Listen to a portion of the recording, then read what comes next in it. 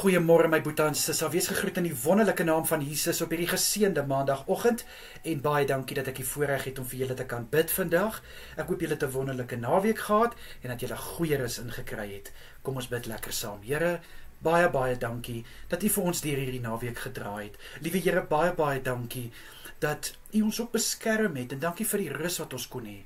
Vader, baie dankie ook dat liewe Here, dat ons hierdie week kan ingaan, dat ons opgewek is om hierdie nuwe dag en week aan te pak, Here, baie dankie. Vader, ek bid dat elke boetie en sissa van my se dag en week gevul sal wees met net die goedheid en genade van Jesus Christus. Vader, ek bid ook dat elke een U guns sal hê op hulle lewe hierdie week.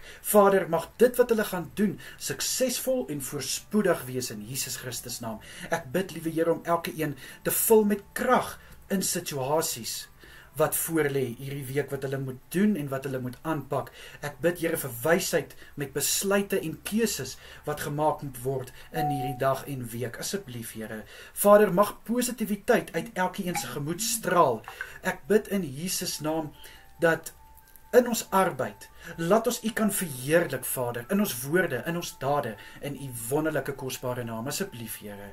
Vader, ek bid dat elke een vanaand met 'n soete nagrus geseën sal word. Ek bid, Here, dat elkeen goeie rus sal inkry, goed sal uitrus en ook dan verfris en versterk sal opstaan môreoggend. Ek bid, Here, vir kalmte en rustigheid tydens elke een se slaap. En Vader, mag geen drome, geen gevoelens, geen emosies enige verskil maak in my boetie en sissa se slaap nie, liewe Here. Ek bid vir vrede in hulle slaap. Asseblief, Here.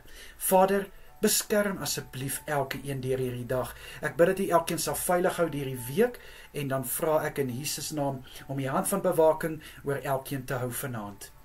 Vader, dan bid ek graag weer vir elke een wat hierdie week verjaar. Vader, mag hulle verjaarsdag 'n spesiale dag wees. Vader, ek bid dat hulle sal kan terugkyk en hulle sal kan getuig van U goedheid. Ek bid, liewe Here, dat die nuwe lewensjaar wat voorlê, Vader, mag hierdie jaar gevul word met seëninge, mag hierdie jaar gevul word met voorsiening en voorspoed.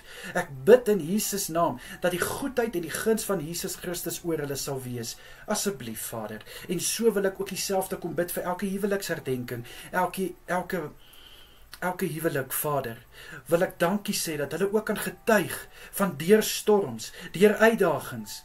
Liewe Here, is hulle nog steeds staande, goeie en slegte tye, want hoekom? U is hulle rots, U is die middelpunt van hulle bestaan. Mag hulle aanhou kan getuig van Jesus Christus wat in hulle lewe en in hulle huwelik is. Asseblief, liewe Here, ek bid dat hulle liefde van krag tot krag sal gaan en net sterker sal word. Asseblief, Here, laat dit mooi wees. In Jesus Christus naam is dit my gebed vir elke een. Dankie, Here, ons is lief vir U en ons is niks sonder U nie. Amen en amen.